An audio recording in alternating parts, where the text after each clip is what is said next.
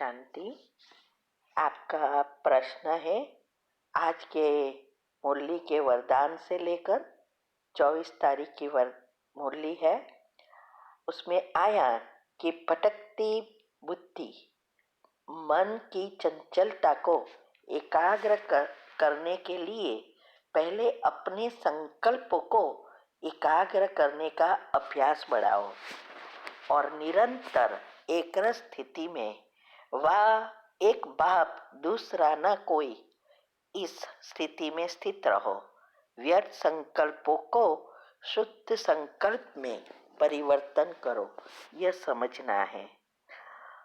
उत्तर है, देखो, सारा पुरुषार्थ ही यह है, हमारे व्यर्थ नेगेटिव संकल्प जो नेगेटिव एनर्जी क्रिएट करता है उसको समाप्त करना है और पॉजिटिव संकल्प से पॉजिटिविटी माना पॉजिटिव एनर्जी क्रिएट करना है और इससे ही सारे संसार का परिवर्तन होगा। इसीलिए अगर हमें ये अवस्था बनानी है तो इसकी विधि बाबा ने बहुत अच्छी रीति समझाई है। पहले तो मैं ये कहूँगी, अगर आपको ये सब राज को जानना है और आपकी बुद्धि को क्लीन एंड क्लियर शुद्ध पवित्र बनानी है तो YouTube पर हमने बहुत सारे राज रखे हैं। स्पेशल टॉपिक में गुह्यता से रखा है, वो सुनना शुरू करो। ये चैनल का नाम है शिव शक्ति मेडिटेशन बीके कुसुम। फिर सब्सक्राइब करेंगे तो प्लेलिस्ट में जा सकेंगे और फिर प्लेलिस्ट में ग्रुप वाइज सारी टॉपिक रखे हैं। तो इसमें हमने जो 4 अवस्था जो हमारी योग की है उसको अच्छी रीति हमने समझाया है और कैसे हम बीजरूप स्थिति तक पहुंच सके। क्योंकि जब तक हमारे संकल्प परिवर्तन नहीं होता, मन की चंचलता खत्म नहीं होती, बुद्धि स्थिर नहीं बनती, तब तक हम विश्व कल्याणकारी नहीं बन सकते और वहां ही नंबर पड़ते हैं।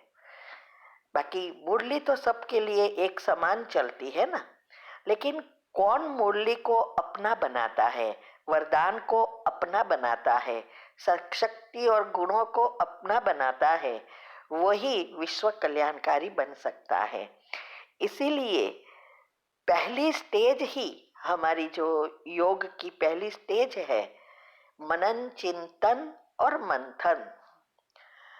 ये स्टेज जितनी पक्की होगी उतना हमारे सारे लेयर्स बदलेंगे। चक्रों के आसपास नेगेटिव लेयर बन गए हैं।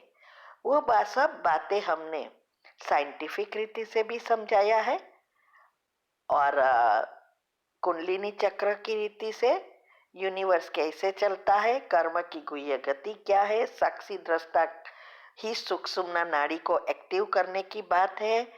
ये सब बातें हमने YouTube पर इसीलिए ही रखी है। जैसे जैसे प्रश्न आते हैं वो हम टॉपिक बनाकर रख देते हैं, जिससे जिसको भी आगे बढ़ना है वो यो फॉलो करेंगे। तो ये जो पहले तो ये 4 अवस्था को समझकर पहली जो स्थिति है योग की उसमें पक्का बनना है और उसकी विधि भी हमने बताई है। तीव्र गुरु पुरुषार्थ के ग्रुप में भी यही सिर्फ आता है, इसमें कोई दूसरे पोस्टिंग नहीं होती है।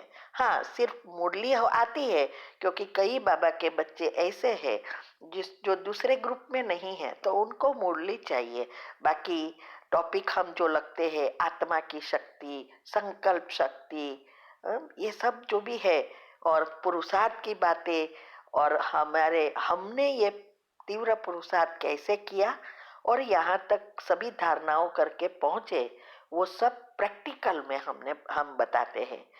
तो ये सब बातें अगर हम फॉलो करेंगे तब हम एक स्थिति में स्थित हो सकेंगे।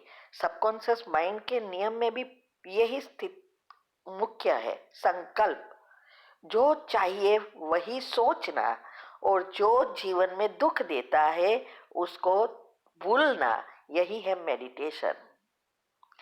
और दूसरा उसमें शॉर्टकट बताया है कि संकल्प बीज है, लेकिन aVF system, audio visualising and feeling, ये तीन अगर साथ में होती है तो हमारी एकाग्रता नेचुरल हो जाती है और हमारी सिस्टम जूम की तरह बन जाती है। ये सब बातें आपको समझना पड़ेगा और बुद्धि को जितना शुद्ध पवित्र बनाएंगे उतनी आपके विश्व कल्याणकारी की सेवा कर सकते हैं। हम तो सोचते हैं कि फिर सिर्फ कमेंट्री सुनते रहना यही विश्व कल्याणकारी है। नहीं, जिसकी मन बुद्धि एकाग्र है, जिसके पॉजिटिव संकल्प सिर्फ बाबा माना परमात्मा के सिवाय और कोई नहीं, संपूर्ण संतुष्टता जीवन में कोई चीज हमें ना खींचे, चाहे परिवार वाले हैं, चाहे कोई वस्तु, व्यक्ति, कोई भी चीज। दुनिया में बहुत सारी चीजें बाहर आ रही है, ये सभी पेपरों के लिए ही हमारे साथ आती है, जिसको हम माया कहते हैं। तो ये सभी बातों को अच्छी रीति अगर हम समझेंगे और शुद्ध संकल्प में जब हम परिवर्तन करते हैं, तब हमारे प्रोटॉन, पॉजिटिविटी बढ़ने से प्रोटॉन बढ़ता है और वही न्यूट्रॉन से जुड़ा है। न्यूट्रॉन एनर्जी सिर्फ परमात्मा से ही मिलती है और उसके लिए जरूरी है पहले प्रोटॉन को बढ़ाना, क्योंकि सारी चीज दुनिया में एटम से ही बनी है। ये सब बातें हमने यूट्यूब पर रखी है, आप वो सब सुनो तो आपको समझ में आ जाएगा। क्योंकि अगर व्यर्थ हमारा चलता रहे और तो मुरली कभी भी हमें प्रैक्टिकल में नहीं कर सकेंगे।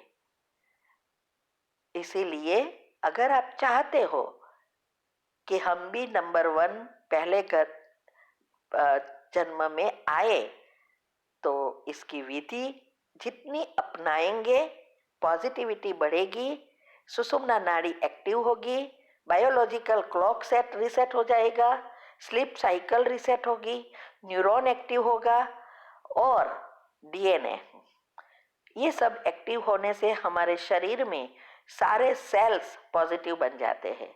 ये सब साइंटिफिक रीति से कुंडलिनी चक्र सब समझाया है। सुनना शुरू करो, क्योंकि हर बात हम यहाँ नहीं समझा सकते कड़ी कड़ी, ठीक है। ओम शांति। तो इसीलिए हमें मन बुद्धि की चंचलता समाप्त करने के लिए एकाग्रता चाहिए, ठीक है।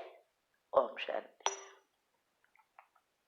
आपका प्रश्न है कि 20 तारीख की मुरली है, उसमें आप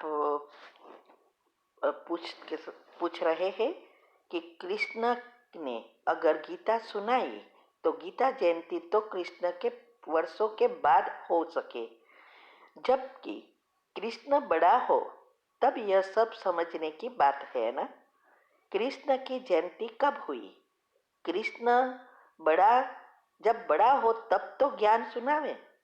कृष्ण के बचपन को तो दिखाते हैं कि टोकरी में दे डालकर ले गए, लेकिन बड़ेपन का दिखाते हैं रथ पर खड़ा है, चक्र चलाते हैं, 16-17 वर्ष का होगा, बाकी चित्र छोटेपन का ही दिखाते हैं।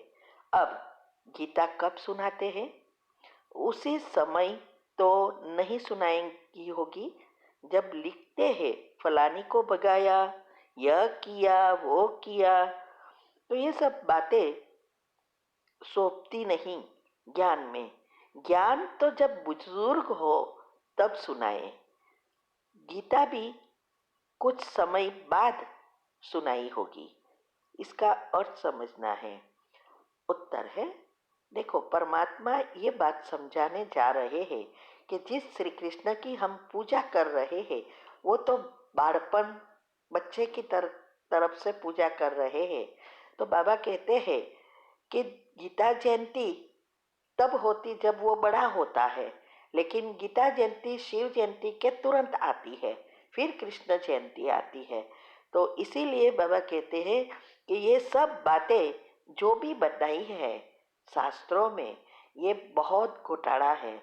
और इसमें हमने पहले भी कहा था कि शास्त्रों किससे बना? संगम युग, सतयुग और त्रेता का मिश्रण, यही शास्त्र बनते हैं। इसीलिए बाबा कहते हैं कि इस बातों को अच्छी रीति समझना है और फिर औरों को भी समझाना है। कहाँ ना कहाँ बुद्धि खिल जाती है इस बातों से, अगर उसका पाठ है तो इसके लिए हमने कृष्ण का जन्म और विनाश, गीता जयंती के बारे में बहुत सारी चीज़ें हमने यूट्यूब पर रखी है, वो आप सुनो और समझो। सिर्फ सुनेंगे तो कुछ नहीं होने वाला, उसके पॉइंट लिखो और जो समझ में ना आए वो पूछना शुरू करो, तब ये बातें आपकी बुद्धि में रह जाएगी और बुद्धि जितनी शुद्ध पवित्र बनती जाएगी, हमारे सारे राज अंदर छुपे हैं। क्योंकि अभी इस समय सब कुछ जो भी चल रहा है हमारे अंदर छपा है, तो वो बाहर निकलना शुरू हो जाएगा। तो ये यूट्यूब पर आप जाकर कर सकते हैं। ठीक है।